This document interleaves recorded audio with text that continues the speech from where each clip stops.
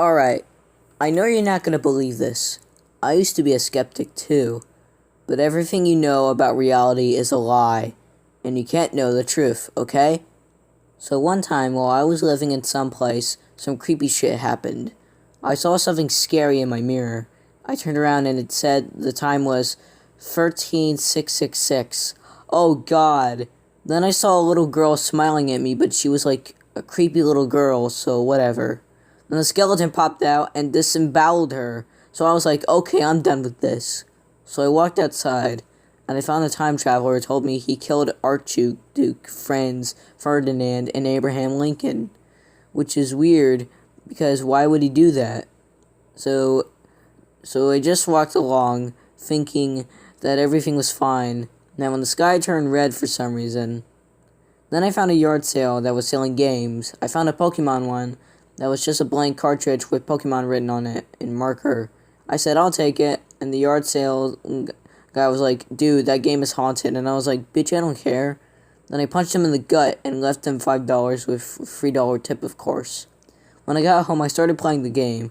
The intro was Hitler giving his speech, and Nazi's goose stepping through a concentration camp, and it was hyper-realistic, weird.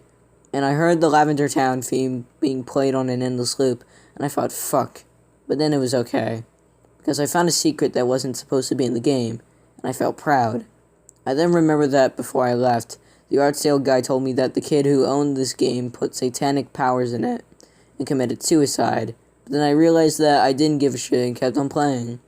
Then Herobrine came on the screen for some reason, and said my game, even though I didn't tell the game my real name. Creepy, huh?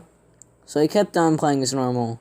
I was trying to live childhood nostalgia when some unknown flashed on the screen, and when I translated it, it said, look behind you, so I did, and that creepy girl was there again, not disemboweled for some reason. I patted her on the head, and then went back to the game. I decided to take a break, but I couldn't turn off the game. What the fuck? When I found someone PM'd me this thing that I could hack the game with. So I did without questioning anything. I didn't even know what it would do. Then characters started telling me to turn off the game, and to not go to Lavender Town, but I said, fuck that shit, and went there anyways. I walked up to some kid and talked to him. He said Ben drowned. I have no idea what the fuck that means, but whatever. So I left Lavender Town because the music made me want to commit suicide. Someone saw me, then I froze. He walked up to me and said he wanted to fight, but we didn't fight. These weird mutated creatures did. Mine won, and his sunk into the ground. Then I stole his money, and then Roblox. And then the game deleted itself, and I couldn't get it back.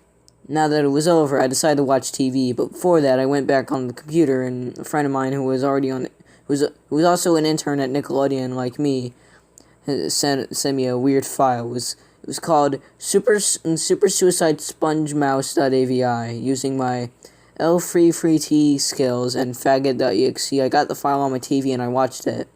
It was the last episode of SpongeBob SquarePants, and it was called Goodbye, Insert My Name, SquarePants. What the fuck? So then there was all this violence and blood and shit, including the Soviet gulag. Then the creepy little girl committed suicide, and I found out a lot of children committed suicide when they watched it. Then the skeleton popped out again and killed me. The end. P.S. You're next.